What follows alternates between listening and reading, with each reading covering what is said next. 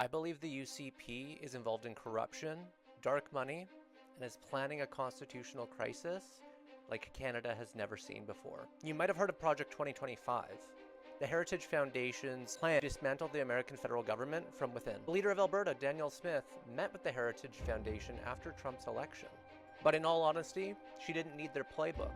She'd already adapted it. In their document, The Free Alberta Strategy, this is a deep dive into their strategies and the machine they've built. Welcome to my series, The Final Resort. Episode 1, Ultra Vires. Ultra vires is Latin for beyond the powers. In constitutional law, it's what we call when a government legislates in areas beyond its jurisdiction. When an entity like a province tries to legislate in areas that are federal, that is ultra vires. When found ultra vires, courts strike these laws down, as they're beyond their authority. I have a degree in political science. I've ran for political office, so I like to think I know myself around the Constitution in Canada very, very well. So when I saw the recent legislation that the Alberta government was passing, I was confused because this was clearly unconstitutional. Any first-year law student would be able to see that this was ultra vires. So I thought to myself, what are they thinking? And then I started digging. In June 2022, months before the Sovereignty Act was passed in the provincial legislature, an op-ed was written by a political science professor from the University of Calgary. If you're from Alberta, you might know this name now. His name is Barry Cooper. Cooper isn't some fringe academic. He's a fellow for the Center of Military and Strategic Studies, an established academic and researcher, and a longtime contributor to the Fraser Institute, a libertarian capitalist organization and think tank. I've been to some of their conferences. They've got some quacks. He's also an author of a book called Deconfederation, Canada Without Quebec, arguing that Canadians and the rest of Canada would be better off without Quebec. Cooper is a man who has spent his career thinking about how to break up Canada as a country. Interestingly, he is also a co-author of the document of the series, The Free Alberta Strategy. So you might wonder, what did he say in that op-ed? During this time, critics were already arguing that the Sovereignty Act in the provincial legislature being debated was unconstitutional. To anyone with any degree of understanding of our Constitution, it was clearly ultra vires. And what was Cooper's response in the op-ed? Wasn't denial, it was admission. The actual quote, and I want you to hear for how it actually was written, but, that would be unconstitutional. Obviously mocking the critics, he then adds, indeed, that's the whole point. Why would anybody want to write a piece of legislation that would get struck down by the courts? Why would they write something that was clearly unconstitutional? Maybe a man who co-wrote the Free Alberta Strategy had other plans. To you and I, it would probably seem puzzling. But to the UCP, this is exactly what they want. These aren't policy failures. They're political successes. They're building towards something, but what? What could this possibly achieve? Why would any government want to intentionally lose? But then ask yourself, how do you think a regular Albertan who doesn't understand constitutional law will react to a federal judge invalidating a piece of legislation called the Sovereignty Act? And this is what I'm going to cover in episode 2, titled Manufactured Crisis.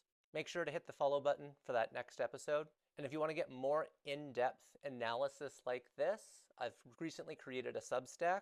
Link is in my bio. I believe the UCP is participating in corruption, dark money, and is planning a constitutional crisis like Canada has never seen before. This is not mere speculation, but pattern recognition. For those of us who care to look hard enough, a lot of the media is too cowardly to name what is happening. This is a deep dive into the UCP like never before. Welcome to my series, The Final Resort.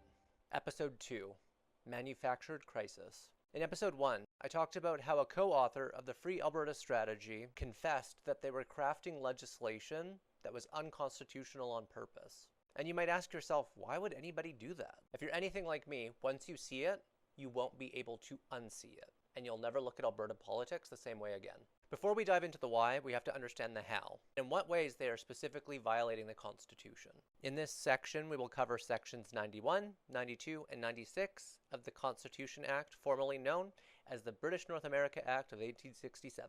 Sections 91 and 92 cover the jurisdiction of the federal and provincial governments. Section 91 is the federal government, controlling things like national defense, banking, and criminal law. Section 92 is the provinces. Provinces have exclusive jurisdiction over healthcare, education, and natural resources. Section 96 establishes that Superior Court judges are appointed federally. Judicial review belongs to those courts, not the legislature, not the provinces, not premiers or their cabinets. Hear that, Danielle Smith? This is the architecture of Canadian federalism. It's been this way since 1867. Now on to what they're doing. Alberta Sovereignty Act allows the provincial legislature to declare laws unconstitutional and order provincial entities to not enforce them. This is in direct violation of Section 96, where judges have the exclusive authority to decide whether or not a policy is constitutional. The UCP is trying to usurp the role of the judiciary. The Alberta Rights Amendment enshrines a right to firearms, which is in direct violation of Section 91. Criminal law is the exclusive jurisdiction of the federal government. These policies are just two examples of the clear breach of the Constitution, and this is only scratching the surface. There are more. And like one of the architects of the Free Alberta Strategy is already admitted, this is on purpose. Alberta does not seek to win, they seek to lose. And you might ask yourself, why? But then it starts to come together when you start to read the names of this legislation. Bill of Rights, Sovereignty Act, Provincial Priorities Act. These are not bureaucratic titles.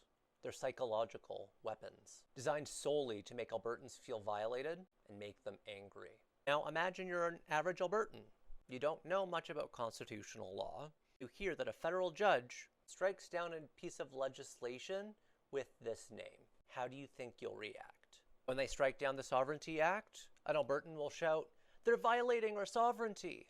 When they strike down the firearms protections in the Bill of Rights, "They're violating our human rights." Strike down a Provincial Priorities Act, they'll shout, "They're treating us like we're a colony." They're trying to manufacture the perception of federal oppression. Every legal defeat becomes recruitment material. Every struck down law becomes proof that the system is rigged. We tried to protect you, but Ottawa said no. We tried to fix education or healthcare. Federal government stopped our Provincial Priorities Act. We tried to assert our sovereignty, and federal judges, many of whom were appointed by liberals, blocked us. A manufactured crisis fueled by separatist outrage, at a scale not seen since Quebec in the 1990s. This time the radicals, the extremists, are both inside and outside the government, working in tandem with one another. A culmination to an endgame they call the final resort. And it's working exactly as they designed. You might ask yourself, why are they doing this? My conclusion, to create the environment for a legal separation. How did we get here? 40 years of patient groundwork. Uncover the history with me in episode 3, Constitutional Prison. How this is a movement that's been growing since 1982, how they're using the same long-term planning that overturned Roe v. Wade. Make sure to hit that follow button for episode 3. Check the link in my bio for my Substack. I have nothing posted on there right now, but I will be posting essays and my thoughts on a lot of different topics to do with politics and the world. Thanks for watching. I believe the UCP is involved in corruption, dark money, and is planning a constitutional crisis like we've never seen. This is a deep dive into the UPC like never before. Welcome to my series, The Final Resort. Episode 3, Constitutional Prison. This all starts in 1980, triggered by the skyrocketing oil prices globally. In response to the OPEC crisis, the federal government institutes the National Energy Program, using Canada's energy reserves for the rest and benefit of Canada. This policy fails. Its main effect? Economic devastation in Alberta. Within the province, a phrase becomes common: let the eastern bastards freeze in the dark. By 1982, the Constitution is patriated, and the Charter of Rights and Freedoms is created. The Charter, protecting individual rights, gives power to federal courts, thus weakening the provinces. Alberta's premier and the legislature reluctantly sign on to the agreement, and yet many in Alberta had not forgotten about the National Energy Program and its effects. Separatist sentiment explodes like never before. Yet by the general election of that year, the movement collapsed. Rage alone does not build movements. It peters out. So, what changed? The Calgary School. A group of academics who built a counter-movement. Early 1980s at the University of Calgary, a small group of political scientists start to cluster together. Barry Cooper arrives by 1981. Others include Tom Flanagan, Ted Morton, and Rainer Knopf. These men had known each other for years. Cooper and Flanagan, for example, had actually met in 1965 at Duke University in North Carolina. 2 of the 4 men were American-born, Ted Morton's family being lifelong Republicans, and being family friends with Dick Cheney. Cooper, though Canadian, was part of an ultra-elite society called the Bohemian Club, located in California. This society included high-ranking Republican officials, some even being past presidents and CIA directors. Tom Flanagan was arguably the most controversial figure. He spent his career defending Canada's colonial history, referring to it as inevitability. In 2009, he defended the viewing of sexually explicit material of children, saying the viewing of the images was a victimless crime and did not deserve jail time. Oh, and he was the main mentor of Danielle Smith, though even she cut ties with him after his controversial statements. Another member of the Calgary School, Rainer Knopf, came to Flanagan's defense, claiming that the possession of such materials was in the domain of personal liberty.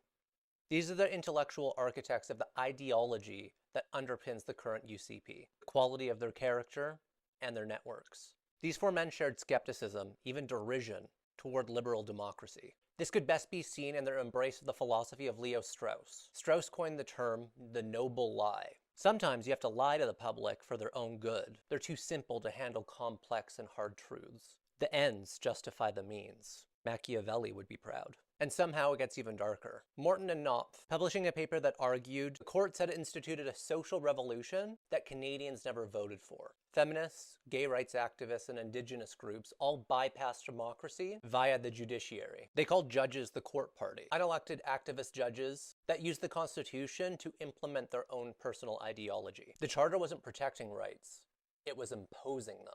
They deemed this unacceptable. And so they became determined to roll back decades of social progress. Western alienation was just their Trojan horse. Calgary School, elitists cosplaying as populists. Through the 1980s, they built networks, trained students, one of whom was a policy wonk named Stephen Harper. Heard of the name? But then they watched in horror 2 attempts at constitutional reforms fail. Meech Lake in 1990 and 1992, Charlottetown. The lesson is clear. For them, for their ideology, the other provinces would never consent to the changes that the West wants. And so the first institutional pathway, the door closes. Constitutional reform is dead. And so they try a different path forward. In 2001, they published an op-ed in the National Post addressed to the Alberta Premier, Ralph Klein, signed by the Calgary School and its newest member, Stephen Harper. This was called the Firewall Letter. Their argument, don't wait for constitutional reform. Build a firewall between Ottawa and Alberta. Constitutional powers Alberta already possesses. A provincial pension plan, police force, and local tax collection. Sound familiar? Premier Klein's response, too radical. And yet, the document survives. And only 5 years later, Stephen Harper becomes Prime Minister. It's now 2006, and a member of the Calgary School is now in control of the federal government. Harper's strategy, if you can't amend the Constitution, work around it. Use the control of the executive branch to weaken the Federation and give more autonomy to the provinces. His boldest attempt was Senate reform. Not through the Constitution, that was doomed, but through legislation, elections and term limits, processes that were more inclusive of the provinces. The entirety of his time as Prime Minister, he attempts to find loopholes. Inevitably, Quebec challenges the government. Preemptively, the Harper government refers the question to the courts. In 2014, the Supreme Court rules. A unanimous decision. Any reform to the Senate requires a constitutional amendment. In their view, all legal avenues for change had been denied. Trapped within a constitutional prison.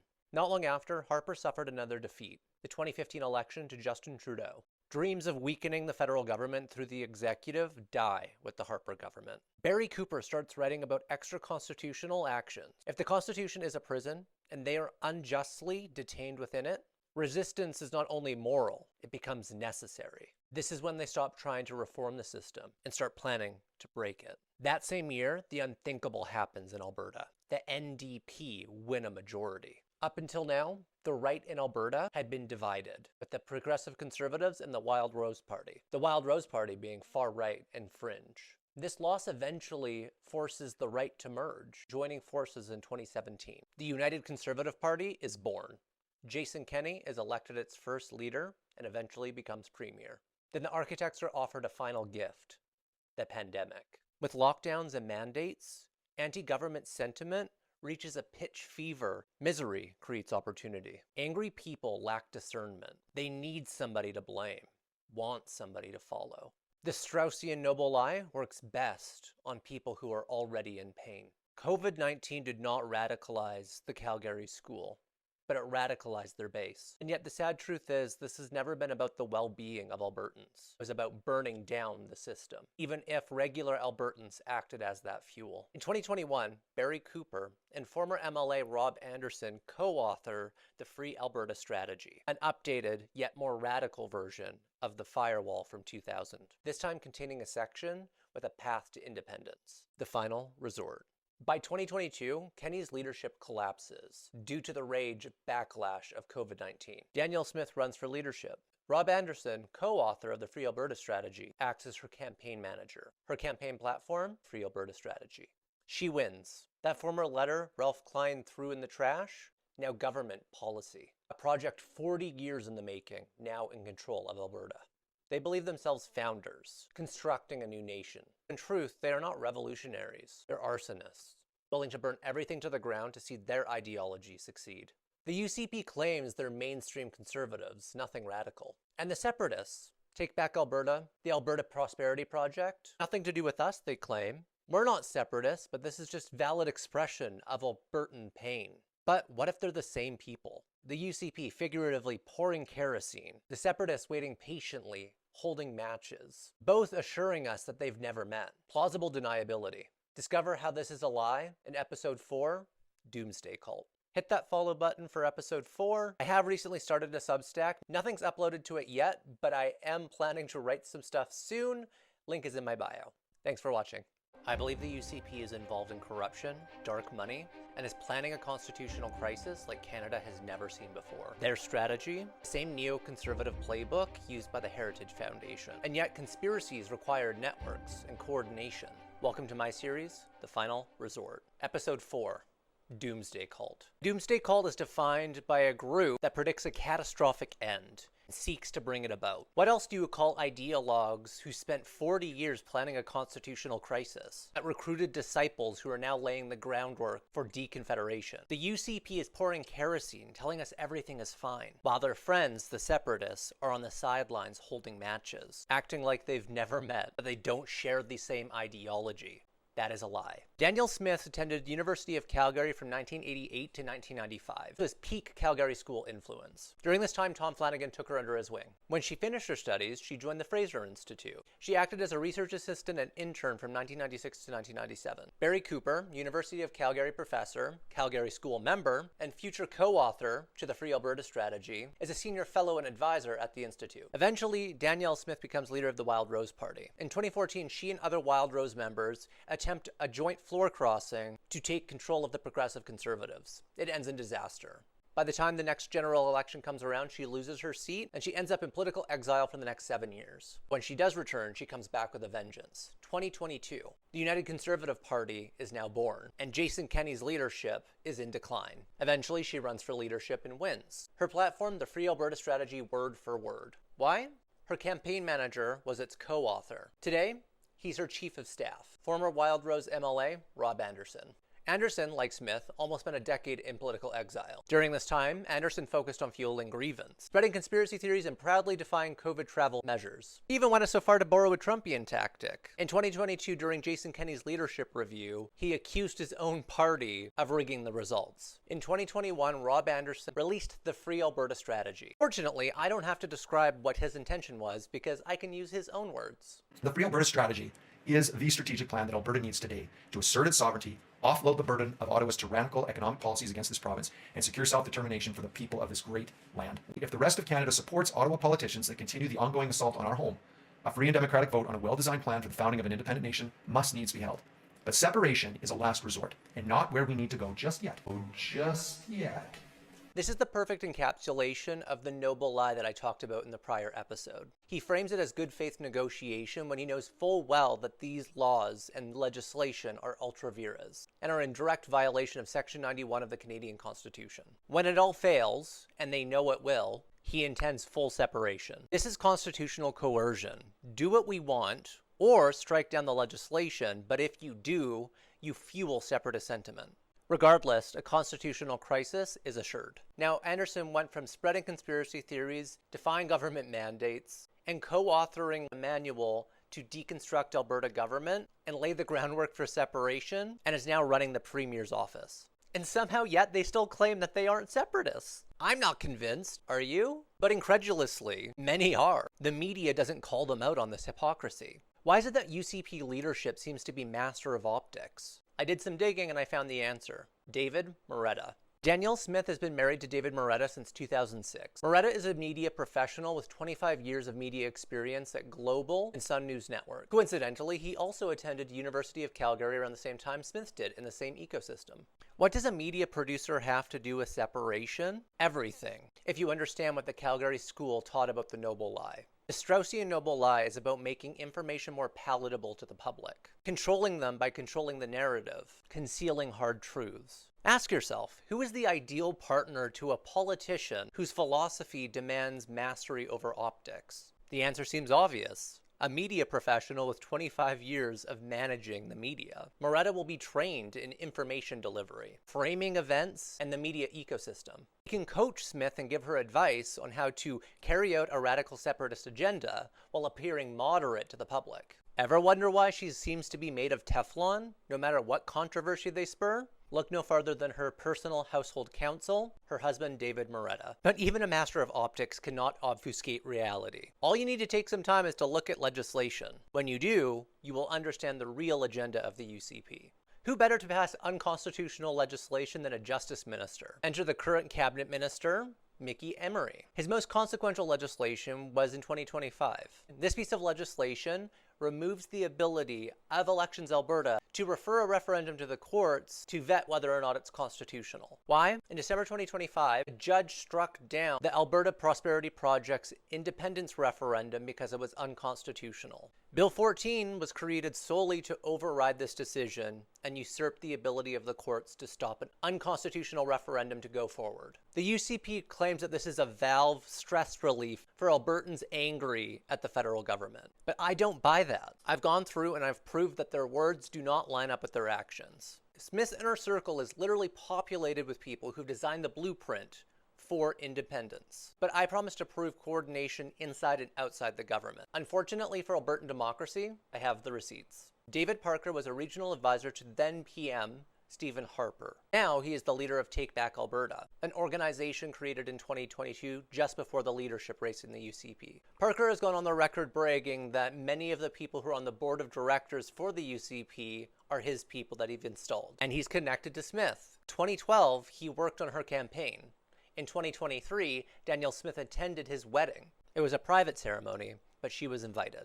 How many government officials do you know that attend weddings of leaders of separatist organizations? Though unfortunately, these connections go deeper. Mitch Sylvester is the current CEO of the Alberta Prosperity Project, the current organization heading the petition to separate. He's also president of a UCP constituency association. He's even gone on to record to state the values of both groups are exactly the same. When the APP filed their independence referendum in May 2025, Sylvester led it. When a judge struck it down, the Justice Minister's bill revived it. The separatist organizations and the government are not in conflict. They're in coordination. Sylvester is literally both. And then Dennis Modry, a retired surgeon who also co-founded the APP, has incredibly close ties with Danielle Smith. The Premier sought out his advice before she ran for UCP leadership. Premier consulting with separatist leaders is not a conspiracy theory. They're admitting it. Dennis Modry is also quoted in a Desmog article that he, alongside others, met with top Trump officials in Washington,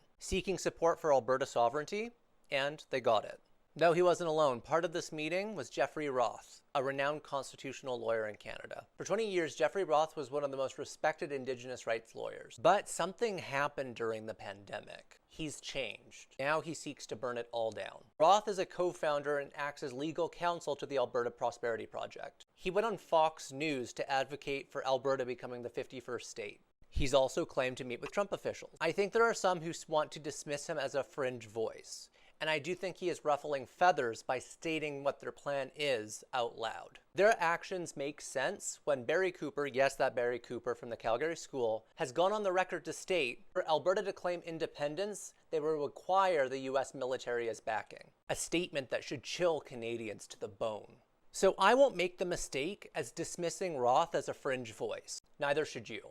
I've shown you how the UCP's actions don't line up with their words. I've proven connections and coordination with separatist leaders. The UCP pours kerosene through legislation and a smokescreen. The separatists bring matches through independence petitions. I've now shown you the receipts. This is real. Constitutional doomsday cult, 40 years in the making. And now, they're running the government. Next episode, we'll go into a deep dive into the mechanics of how they're actually doing this, and how the UCP is enabling corruption through inaction. If you enjoyed this, hit the follow button for the next episode. Comment, like, repost, save, all the things. I have a Substack, link is in my bio if you want to see more analysis like this. Thanks for watching. I believe the UCP is involved in corruption, dark money, and is planning a constitutional crisis like Canada has never seen before. Separatists and UCP are coordinating because they share a vision. But this goes even deeper. Why is the UCP simultaneously refusing to enforce election laws while loosening limits on donations to political groups? I believe I've discovered the answer. Welcome to my series, The Final Resort. Episode 5. Dark money. Last episode, I told you about Bill 14, which was sold to the public as democratic reform. What it actually did was remove judicial vetting of constitutionality of referendums, bringing the APP's petition back from the dead. And then there's Bill 54. It reversed the ban on union and corporate donations to third-party political groups. The limit went from $0 to $5,000. Due to bureaucracy, corporations essentially act as middlemen for international contributions. For this reason, critics called it a dark money conduit. Legislation revived an independence petition while simultaneously making it more easy to raise money for said petition. Somehow, they've made inaction worse. David Parker, the founder of Take Back Alberta, the man who swept UCP board elections, publicly boasted about his fundraising success. In emails to supporters, he bragged that he raised $1.3 million from contributions. What did he officially report to Elections Alberta? $22,309. $1.3 million gap. 2025, Elections Alberta issued over $120,000 worth of fines to Take Back Alberta and David Parker. Violations, accepting foreign donations, exceeding personal donation limits, and knowingly filing false reports. Parker's response? I'm not paying. That's just lawfare. Agency referred him to Crown prosecution April 2025 for criminal noncompliance. It's been almost a year. No court date, no charges laid. David Parker, a man in violation of election law, remains unpunished. This is because the government is refusing to enforce election law. What is he hiding? And why is the UCP not enforcing the law? Unfortunately, that answer will have to wait, because there's another organization that I have to cover. This one is spearheading the petition for independence. Alberta Prosperity Projects operates as a third-party advertiser when it's running the petition, but their broader operations runs through the Alberta Prosperity Society, a non-profit. Here's the genius of this. For the Alberta Prosperity Project, which is a third-party advertiser, any donation over $250 has to be reported to Elections Alberta. Full names, addresses, and amounts. But the Alberta Prosperity Society, as a non-profit, the disclosure requirements are almost non-existent. No donor names and no contribution amounts. And the Personal Information Protection Act actually protects donors' names from being shared publicly without their consent. The CEO, Mitch Sylvester, is not lying when he says Elections Alberta tracks every penny. He just conveniently leaves out the other side of it that isn't under the scrutiny of Elections Alberta. The Alberta Prosperity Society, the operational budget, the 140 local chapters, the town halls across the province, they've built the perfect structure for opacity. Legal, deliberate, and untouchable. Where is some of that funding that the Alberta Prosperity Society is going to? Apparently, some trips to Washington. In 2025, members between the Trump administration and leaders from the APP had a meeting. Allegedly, at least one meeting was held within a SCIF, a sensitive compartmentalized information facility, classified soundproofed room that is meant to prevent foreign intelligence from spying. Jeffrey Roth from the prior episode, co-founder and legal counsel to the APP, has claimed that there was an offer of a credit to back Alberta if it were to separate. Backed by the U.S. Treasury, collateralized using Alberta's oil reserves. U.S. Treasury Secretary Scott Bessent called Alberta a natural partner and said that they should let Alberta come on down, insinuating it should maybe be the 51st state. This should be alarming to any Canadian. Active courtship of American political and financial backing for Albertan independence. The question isn't if the APP is talking to Americans. That's established. The real question is, where are they getting all this money? I believe we have enough precedent to speculate, because maybe we've seen this before. In February 2022, the Freedom Convoy blockaded Ottawa for weeks. Canadian flags framed as grassroots fury. But then the funding platform GiveSendGo was hacked. The data revealed something shocking. Funding towards the convoy protests for this particular platform was majority American. Convoy wasn't as grassroots as it seemed. American money flowing in to fund a Canadian protest movement is shocking. Pattern is clear. Foreign money funding domestic disruption, and then framed as purely homegrown. And so, a precedent is established. Why would we assume this is anything different? There's a lack of financial transparency. There is an established American interest, and American money has made its way into Canadian politics before. You don't need to be a genius to draw the same conclusion as I have. There is a high probability that the Americans are funding the separatist movement. Most conspiracies are not exposed with a smoking gun. They are revealed through documentation, building a case, reasonable inference based on evidence. And I believe I've mapped the infrastructure that's designed to hide it. The UCP enabling this? Let's review what we know. The UCP put forth Bill 14, the legislation to revive a dead petition that was deemed unconstitutional, which allowed unions and corporations to donate up to $5,000 to political organizations. As a result, separatist organizations can now more easily raise funds. Corporations can now act as a dark money middleman. The APP has leaders of this organization met with the Americans in classified facilities, some of whom have gone into Fox News advocating to become the 51st state. And the convoy precedent. We know the risk of American money coming in here, and yet the UCP loosens regulations, making it easier for international funds to be coming into political organizations. The UCP has only ever passed laws that makes it easier for all of this to happen. Even when violations are found, they have yet to enforce them, loosening oversight when separatist leaders are courting American backing. I don't believe it's a coincidence. That's coordination. You don't protect people who violate election law unless you want that opacity maintained. You don't enable that much opacity if you don't have something to hide. The most reasonable inference from all of this is not that Canadian sovereignty might one day be under threat from American interference. The most plausible inference is that it already is. And based on their behavior, I believe the UCP is doing everything in their power to make sure that stays hidden. And I don't like making inflammatory claims because I don't want to get sued, but I'll let BC Premier David Eby state how many of us feel. To go to a foreign country and to ask for assistance in breaking up Canada, there's an old-fashioned word for that, and that word is treason. Treason. Why? Why would a provincial government protect foreign interference in a separatist movement? I will detail Danielle Smith and her connections in episode 6. Independence Day. Like, comment, save, and repost. I will be posting the transcript and the sourcing on my Substack. Link is in my bio. Hit that follow button for episode 6. Thanks for watching.